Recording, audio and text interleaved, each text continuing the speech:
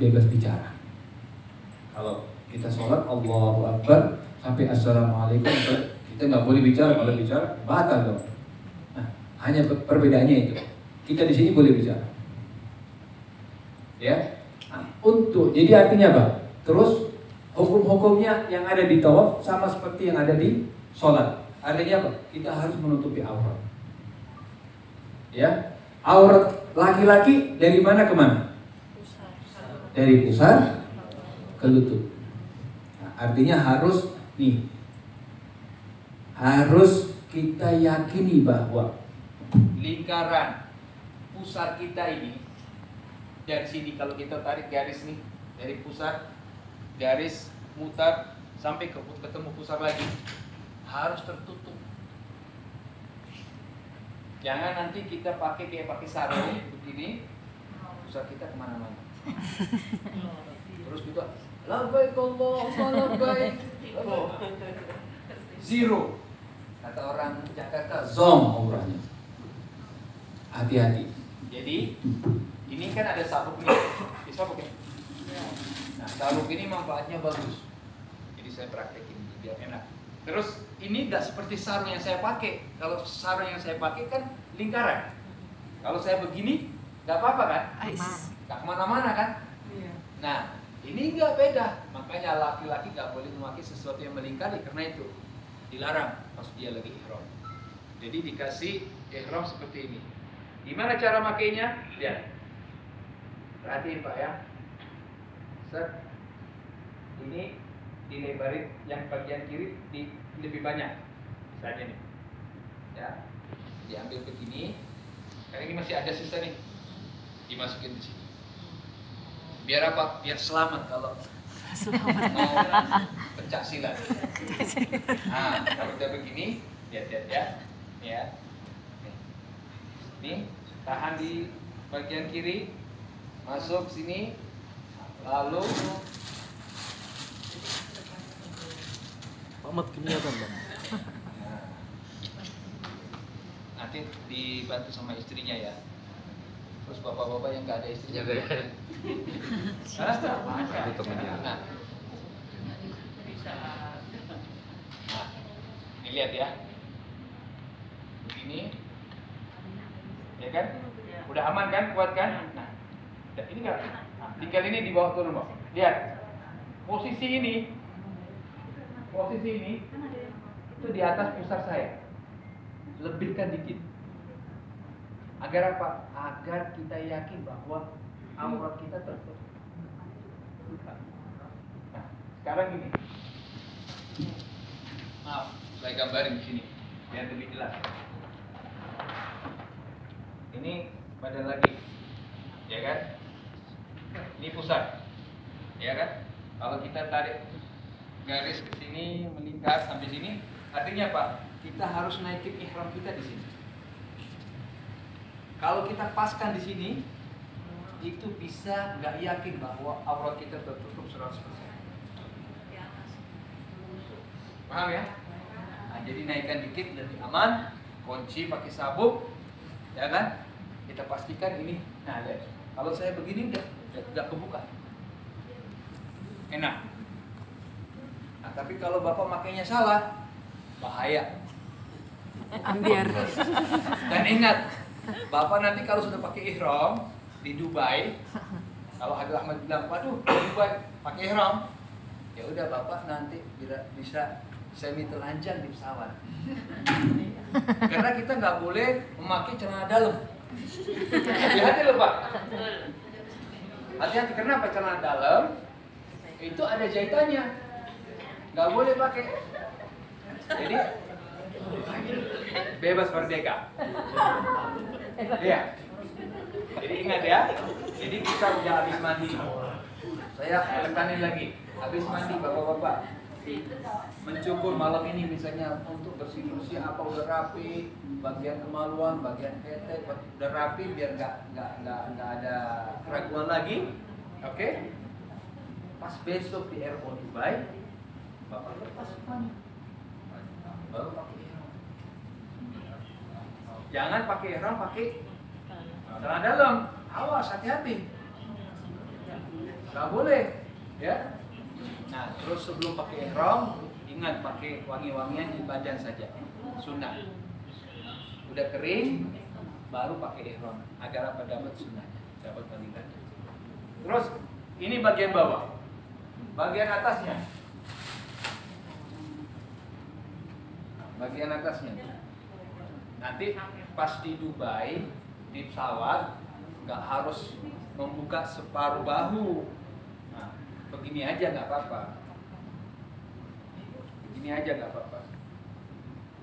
Pas di Dubai nggak apa-apa begini aja. Ya, nanti pas umroh, pas lagi di depan Ka'bah baru begini. Nih, turunin dikit. Begini, ya. Cuma ini namanya itba, sunnah. Ini sunnah. Jadi misalnya ini Ka'bah ya. Harus dibuka ya, Bu? Iya, nggak harus sunnah. Nah, ini Ka'bah ya, misalnya ya. Posisi ini Hajar Aswad.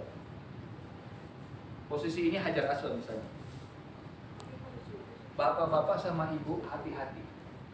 Di sudut Hajar Aswad ini, yang ini, ya kan Hajar Aswad tuh.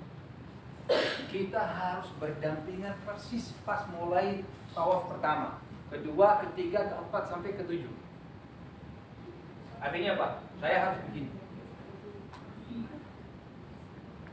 Saya yakin bahu kiri saya itu kalau saya tarik garis lurus ketemu Hajar Aswad, sudutnya Hajar Aswad. Apa tandanya? Kalau misalnya penuh, lapangan tawaf lagi penuh, gimana caranya? Biasanya di sini ada polisi gelantungan jaga Hajar Aswad. Nah, itu patokannya dari jauh. Atau kalau dulu saya waktu umroh di sini Bu dikasih garis panjang gitu. Jadi kalau kita udah mau mulai tawaf putaran pertama, kita lihat nih, ada garis, udah kita pastikan, berhenti sejenak. Bismillah, Allahu Akbar, Allahu Akbar, Allahu Akbar. Jangan begini. Ingat, jangan. Kenapa? Syaratnya tawaf itu untuk menjadi tawaf yang sah, kita harus berdampingan, bahu kiri itu lurus ke Ka'bah. Jadi kalau saya muterin Ka'bah ini 7 putaran, intinya begini. Kalau ada benang dari sini, itu nggak meleset. Misalnya tiang ini ya, saya kasih contoh tiang ini. Tiang ini, misalnya nih kalau saya di sini, ya kan? Saya ini Hajar Aswad, Bismillah, Allahu Akbar, Allahu Akbar, Allahu Akbar, walillahil hamd. Mulai kita putar. Nah, kita putaran ini di sekitar Ka'bah itu meningkat. Artinya apa? Dia sudah diatur bahwa kalau misalnya saya melenceng dikit, begini, ditarik garis, itu nggak ketemu Ka'bah. Nah, kita harus hati-hati. Nah, kalau sudah nggak ketemu Ka'bah, tawaf kita nggak sah. Karena itu syarat. Jadi kita ingat, jangan terus yang penting kita tawaf, yang bagian gaitnya berdoa kita amin amin, mau sambil selfie, baru hati-hati. Banyak saya lihat kejadian banyak selfie, gua lagi umroh nih, woi, terus nyari signal, udah muter Ka'bah di situ dia begini. Hati-hati, hati-hati. Banyak bakal sering terjadi. Setelah tawaf, setelah sa'i, kita boleh mau selfie, mau foto bareng, silakan. Tapi ingat, waktu tawaf pertama, 2, 3, 4 sampai 7 putaran, kita harus menjaga wudhu. Terus satu lagi, ini yang pasangan suami istri, bisa diangkat tangannya. Pasangan suami istri yang ada di sini. 1, 2, 3, 4, 5, 6, banyak. Ya, pas tawaf jangan bergandengan. Kenapa? Batal. Karena tangan istri Anda, Pak, kalau Bapak sudah wudhu, batal wudhu Anda. Apalagi istrinya orang. Astagfirullah. Apalagi istri orang. Nah, jadi batal. Batal, Bapak harus wudhu, istri Bapak harus wudhu lagi. Bayangin, setiap belum selesai 1 putaran sudah batal. Harus keluar dari putaran, dari tawaf, wudhu, kembali lagi. kapan Dia bilangnya selesainya? jauh. Hah? Wudhunya di Makkah jauh. Jauh. Bukan langsung ada keran di situ, nggak ada. Itu ada air zam-zam di samping Ka'bah. Jadi ingat, yang istri, suami istri ingat, jangan bergandengan tangan. Kalau di mas'ah, di sa'i nggak apa-apa, karena sunnah, nggak wajib. Tapi kalau tawaf wajib wudhu. Kalau bapak misalnya kentut, batal, keluar dari lingkaran dari rombongan, wudhu kembali lagi. Tapi ingat, pas saya batal di putaran keberapa ya? Saya nggak tahu. Sama Trevor dikasih buku manasik. Kasih. Nah, di situ ada doa tawaf ukuran 1, ukuran 6. Itu juga harus dipatokan. Ya, dibaca nggak apa-apa. Jangan digantung di leher, karena itu doa penuh banyak artinya. Itu yang mengangkat bapak ibu saldonya di akhirat menjadi miliaran. Ya, amin. Amin. Nah, terus ingat, wudhu harus dijaga ketika kita lagi tawaf. Misalnya, ini saya kasih tips satu. Cara memakai ihram untuk bapak-bapak seperti ini adalah sunnah, ya kan? Terus, Ustaz, kalau misalnya saya melihat kondisi di putaran tawaf itu sangat padat, banyak perempuan. Nah, perempuan auratnya seperti apa di tawaf? Seperti dia sholat. Dia pakai mukena, hati-hati, rambut, ibu-ibu, rambut. Terus kalau pakai mukena yang benar-benar ini bisa ada karetnya nggak? Kayak gitu. Kayak gini. Biasa iya, baju mukena. Ya, dijaga. Gimana kalau ibu-ibu mau sholat? Kan dijaga kan? Jangan sampai. Kenapa? Aurat yang boleh terbuka untuk ibu-ibu pas lagi sholat adalah tangan, dua tangan sama muka saja. Selain itu aurat. Pakai kaos kaki? Pakai. Jangan. Yang ini boleh, yang ada talinya nih. Nah, agar apa? Agar ini gak naik nih. Ntar kalau komitinya doa, amin, amin. Awas apa itu? Hati-hati. Ya. Terus pastikan rambut tak ada yang keluar. Batasan wajah aja yang tidak nampak.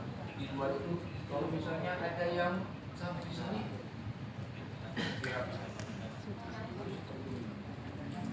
terus ada yang sering saya lihat kalau lagi tawaf, mereka nggak pakai kaos kaki.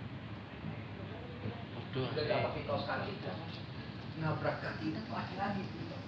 Banyak semua. Ada satu tips dalam fikih kita untuk menghindari kalau kita dalam kondisi tawaf yang sangat padat. Saya nggak tahu sekarang tawaf itu kadang-kadang saya enak. Putarannya lebih apa lebih dapat. Insya Allah. Gara-gara COVID ini jadi jarak-jarak. Insya Allah. Kalau gitu masih aman, kita masih bisa jaga diri. Tapi kalau sudah kayak semut, semeraut, berat. Jadi benar-benar. Nah, untuk laki saya pribadi, saya nggak pernah melakukan ini. Kalau saya lagi tawaf. Kenapa? Bahu kanan saya terbuka, tangan kanan saya terbuka, bisa kena itu menyentuh kulit perempuan yang bukan muhrim. Jadi saya kalau tawaf, saya gitu.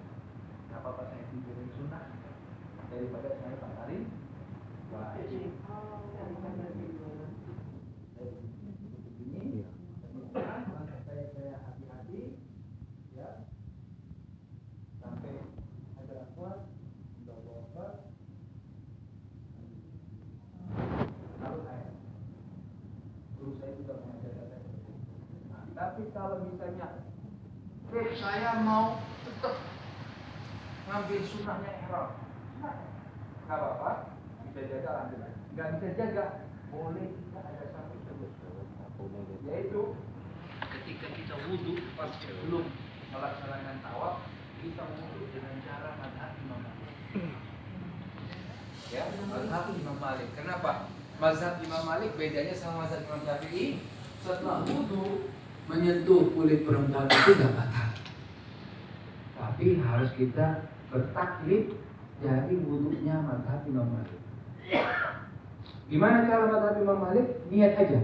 Wudhu seperti biasa, cuman kalau Imam Syafi'i wudhunya itu untuk menggosok bagian wajah, tangan, kaki, terus kepala itu sunnah hukumnya. Jadi misalnya nih, saya bisa wudhu begini aja, menggulirkan air ke wajah, terus saya buka keran, saya puterin tangan saya gini tanpa saya gosok. Itu hukumnya sunnah kalau saya gosok. Tapi kalau mazhab Imam Malik wajib hukumnya. Jadi kita harus benar-benar yakin kita gosok bagian wajah, bagian tangan, bagian kaki, dan kita membasuh seluruh rambut kepala kita. Baru kita taklid untuk melakukan tawaf dalam kondisi darurat agar kita nggak bisa bakar. Kalau kita kebetulan nggak sengaja kesentuh, tawaf kita masih lanjut. Kita bisa jaga lebih baik, ya. Cukup jelas ya. Nah terus, masalah bapak-bapak yang tadi saya bilang masalah ihram ini, kalau mau begini silakan. Kalau bisa jaga diri, alhamdulillah. Kalau memang kondisi di tempat kita lihat ramai betul, mau bertaklid wudhunya Imam Malik, alhamdulillah, silakan. Ada solusi di dalam agama, ya.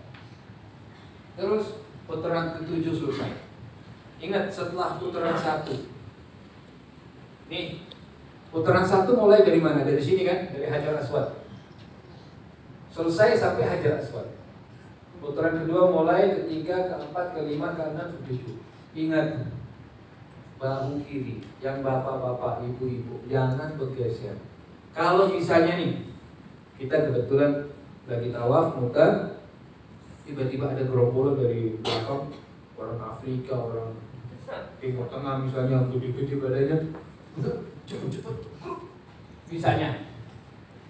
Terus kita bergeser gini, gimana? Kita langkah mundur dikit, posisinya balikin, lanjut. Ya, kenapa? Biar kita tahu bahwa putaran kita ini 100%, bahu kiri kita mendampingi. Ya. Terus di antara syaratnya tawaf itu harus di luar Ka'bah. Artinya apa di luar Ka'bah? Ka'bah itu begini. Kalau kita lihat dari dekat, nggak seperti ini kan lurus ini bagian bawahnya. Nggak seperti ini Ka'bah itu. Ka'bah itu seperti ini.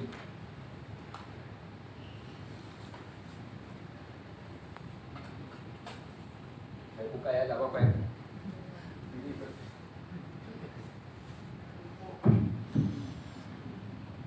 Ingat, tekniknya sudah ingat.